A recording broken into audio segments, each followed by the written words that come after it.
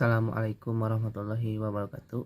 Nama saya Nicholas Putra Sanjaya dari semester 2B. Akan kembali mereview materi hukum pidana yang disampaikan oleh Ibu Profesor Dr. Hajah Henny Nuraini SHMH dan penampingnya Bapak Dr. Randy Aridayani SHMH. Sini Bu Profesor menerangkan tentang bab baru yakni hubungan sebab akibat.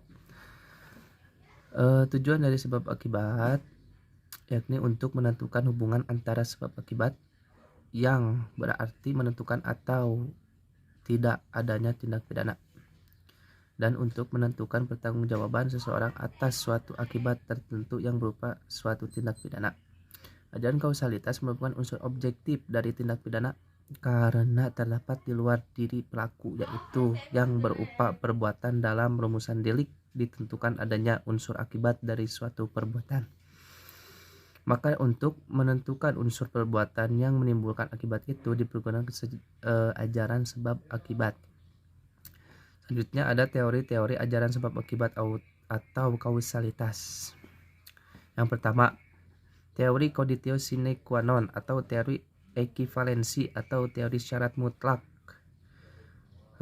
Teori ini berasal dari von Bury dari Jerman, dan tiap syarat adalah sebab dan semua syarat mempunyai nilai sama karena apabila satu syarat tidak ada maka akibatnya akan lain.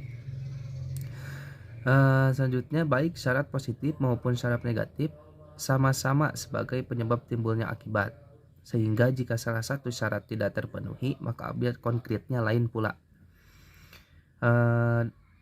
Selanjutnya, kebaikan teori ini adalah mudah diterapkan tetapi menimbulkan masalah karena terlalu luas lingkup berlakunya pertanggungjawaban pidana. Dan yang terakhir, kesulitan teori ini adalah terlalu membentang ke belakang sehingga tanpa batas. Nah, berikutnya ada teori individualisasi, yakni mengadakan pembatasan antara syarat dengan sebab secara pandangan khusus, atau mengindividualisasi, yaitu secara konkret mengenai perkara tertentu saja dengan mengambil pendapat sesudah kejadian. Dalam menentukan akibat dari sebab dilihat dari rangkaian syarat itu dilihat sendiri-sendiri. Tokoh atau penganut teori individualisasi adalah, pertama adalah Birkmayer, terus ada Binding, dan yang ketiga itu ada teori generalisasi,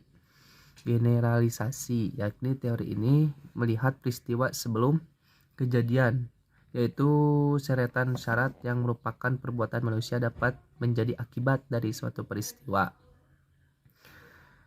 yaitu melihat dari perhitungan yang layak atau pengalaman hidup yang umum terjadi. Nah, mungkin cukup sekian review yang dapat saya sampaikan. Kurang lebihnya mohon maaf. Assalamualaikum warahmatullahi wabarakatuh.